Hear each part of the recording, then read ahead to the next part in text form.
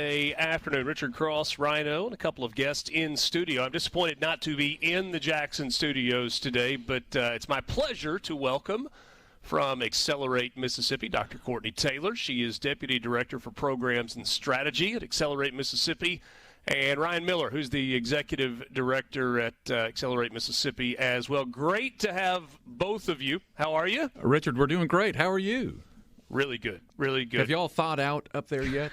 I'm concerned. It is close. We had the most significant progress between when I went to bed last night and when I woke up this morning. I was like, it's finally going away. Oh, and I guess now a lot of rain is on the way. Courtney, I got to start with you. We're gonna tell the truth just right out of the gate. Okay. How often does Ryan Miller bring a guitar to the office? Oh, I cannot confirm nor deny that number, but I will say I have seen a guitar on occasion early in the mornings. Okay. This is a setup.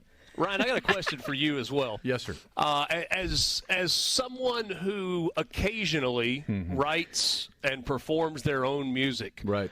How much do you hate it when buddies ask you to play covers of other songs that are not originals by you? Freebird. No. So when buddies ask me to play covers and then specifically say, do not play originals, Richard, that's when I get my feelings really hurt. Not saying that ever happened, but may or may not have happened in the past. No originals, that's when my feelings are really hurt.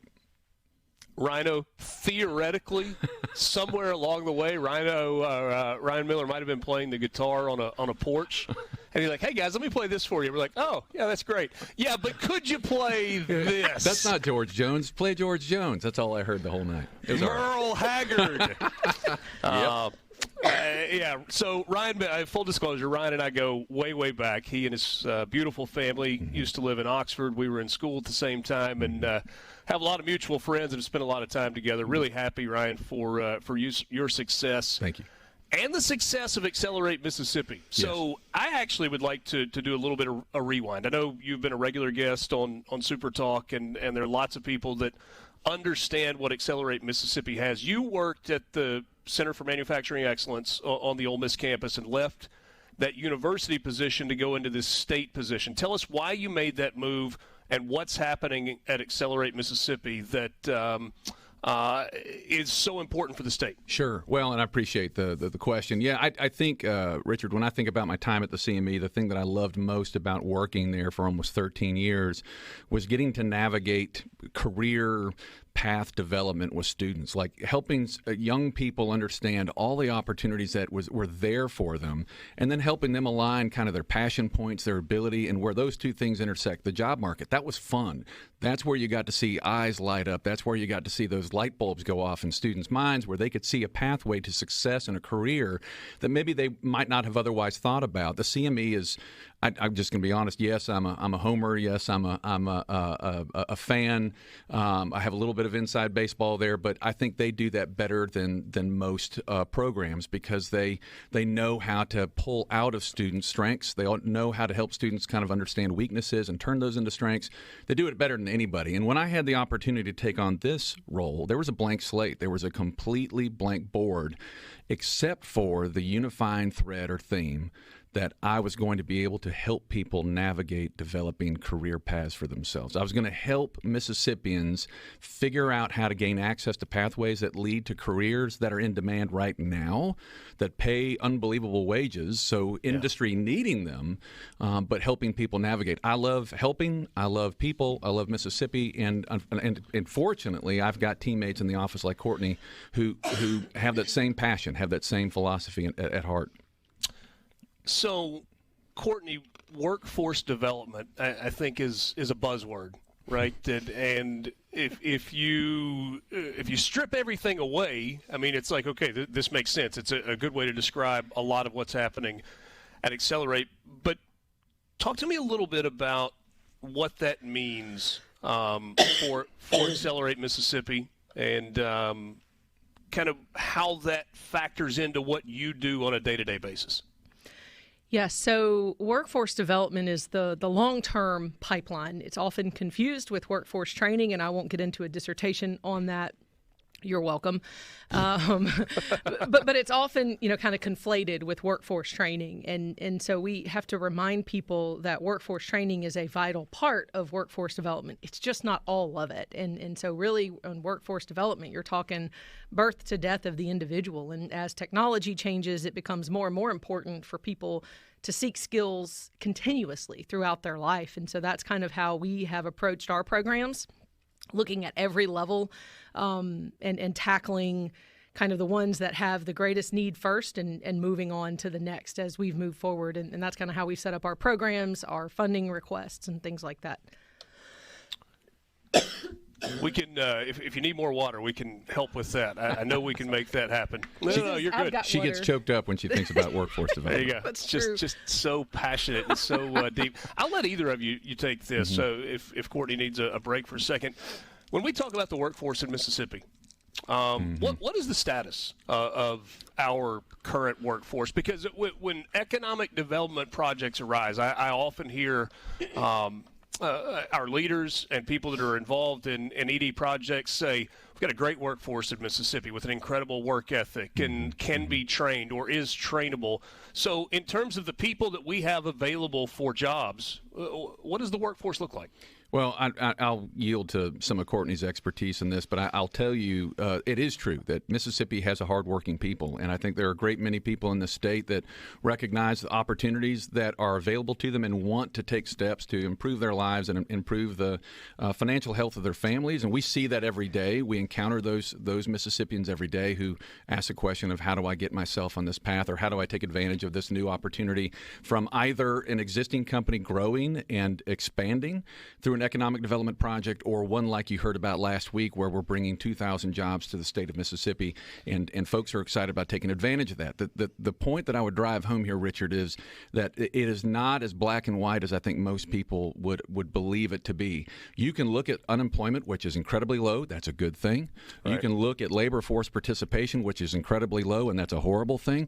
There are multiple factors and variables involved in how you calculate that number, how you take those numbers and try to come up with a diagnostic check of how we are as a state. I would say this, that we have a lot of momentum in positive momentum in growing opportunities for people. We've just got to figure out how to get more men and women in Mississippi plugged into these pathways, increasing that labor force participation, but getting them not just into jobs, but to better jobs like those 2,000 that are coming to Marshall County. So it's a sliding scale, and there's a lot of variables. And Courtney can talk a little bit about the data that we have to look at to get to the why are we low in that number, and then also why are we performing so well in unemployment. Yeah, so we do have fewer people in the workforce today than we did in 2019 and pretty much any other time, realistically. We have to look at why that is. In Mississippi, COVID, wreaked havoc in a lot of ways, and so we're still walking through that, I think, as individuals, as organizations. And what we found is there are people who want to work. They're just exhausted, overwhelmed, and they're trying to navigate the system. There's about 7,000 people that don't show up in any numbers, but are considered tangentially attached to the labor force. They're not going to show up in any of the federal data because that stuff gets wonky. But those are the people that we're working with our partners to try to get to, that need a nudge, that need just a little bit more of something to help walk them through. I think, humans in general need other humans. And so that's what we have spent a lot of time doing, is positioning humans to help each other and finding resources where we can. That several programs, kind of go along that line. But it's really important that we kind of take a pause and just recognize that there's no federal model right now for how to do this, and all of the data and all of everything that we depend on is built in what I call just kind of the old school workforce day. Everything that we need for the future is being built as we speak. We got about 90 seconds into the break, and so this may be kind of a carryover question. How much of what you do is about developing the existing workforce in Mississippi versus attracting new members who maybe are not? We've heard about people leaving the state of Mississippi. What about attracting new people to Mississippi to help continue to build that workforce? Sure. So we kind of put those two buckets in our office, and people, in fact, they've created drinking games around the phrases that I use now. But the idea of workforce triage is where we're focusing on those existing jobs, and horizon thinking, which we can get into after the break, is where we try to focus on building infrastructure in our lower educational partnerships and pathways to be prepared for new jobs and new opportunities that are on the horizon and coming. So it's probably, I'd say it's a healthy 50-50 that we focus on right now, but we can talk more detail and specifics maybe after we come back. This is Middays with Gerard Gibber. Richard Cross in for Gerard. We're in the Element Wealth Studios visiting with Ryan Miller and Courtney Taylor from Accelerate Mississippi. We've got more coming up with you on the other side, continuing our conversation with Ryan Miller, who's Executive Director at Accelerate Mississippi, and Courtney Taylor, who is the Deputy Director for Programs and Strategy. Good to be with both of you. Appreciate you coming in. If we were playing buzzword bingo, I think Ryan Miller got the king spot on the board. Amen. When he said horizon thinking. I'm telling you, man, I got it tattooed backwards on my chest so I can see it in the mirror every morning before I come to work. Horizon thinking.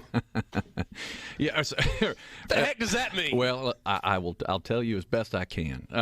We really, all jokes aside, we throw out these words all the time, and I know that it gets laborious and we belabor them, but the truth is we really do view these buckets or these three legs of the stool in our office because it's important. The approach that we're taking to workforce in the state is a holistic one. And so workforce triage for us is essentially using funds that we have responsibility over. We actually are able to direct millions of dollars every year through our community college training partners to try to help set up training programs, enhance existing training programs that get industry members and partners, people faster into positions with specific skills that they need. That's a triage. How do we stop the bleeding? How do we get more people into jobs that are available right now?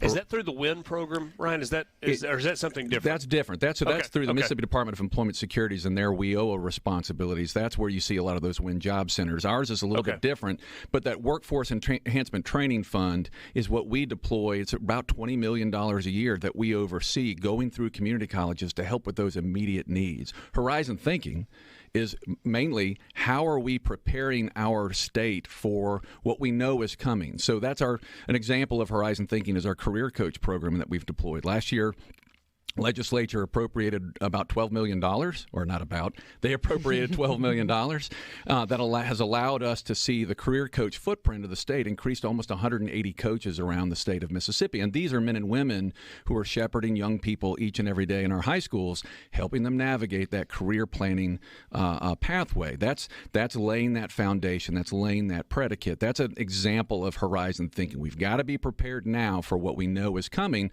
because the third leg of that stool is what we call customizable training. So we have triage, horizon thinking, and now customizable training, which is what you see in other states around us. They've been doing this for years, but they have, in my opinion, they have failed to focus on the holistic nature of workforce, and so they are very one-dimensional. Our customizable training plan that Courtney is helping to develop, build, and deploy is where you see companies like the announcement last week, where we're developing a customized plan to entice that company, to bring that company in, and to ensure that they have the people now and in perpetuity that they need with skills they need. The combination of those three things is how we attract more industry, business, and more people to move to Mississippi. Quite frankly, it's the holistic approach, and fortunately, I've got some really smart teammates who know how to do that. So Courtney, does the time horizon that exists between a major economic development announcement, like we had last week for the Marshall County project coming up, that's $1.9 billion, but it's not ready to roll today? Correct. 2027. All right, so 2027, and we're in early 2024. Does that 3-year window give you the ability to successfully build out that workforce, or at least supplement the existing workforce with new workers who might not today have any training or very little training related to what's going to be happening at that facility, but they will be ready to go by the time the doors open? Yeah, so 3 years gives us some time. It sounds like a long time, but it really isn't in the workforce world. It's about a minute and a half in the workforce world. Humans can make their own choices, so it takes a while. But yeah, the work has already started in that region with our community college partners, even across the state line with some across the state line partners, to just kind of conceptually understand where we're at, where we need to go. And yeah, we end up in these kinds of scenarios looking right now and saying, what programs do we have to put in place? What money do we need? What equipment do we need? What facilities? All those kinds of things to get them going. But it also really, one of the things about the announcement is it gets people excited. So when I talk about the people who are tangential to the workforce, those people get excited and they come back into the fold. You get people from other states who recognize, low cost of living, or maybe they see something about the quality of life in Mississippi they want. So those sorts of things kind of create an influx of people that we can work with and determine where do they need to get in partnership with the company. But yeah, that work started before the announcement ever even happened, and it will continue even beyond, Ryan talks about kind of our support with companies. It doesn't end just when they hit their number of employees. They hit 2,000. We don't go away. Like, we still are going to be working with them and the local partners to make sure we have what we need, just like we support our existing industry partners today. What's the relationship between Accelerate Mississippi and MDA? That's a great question.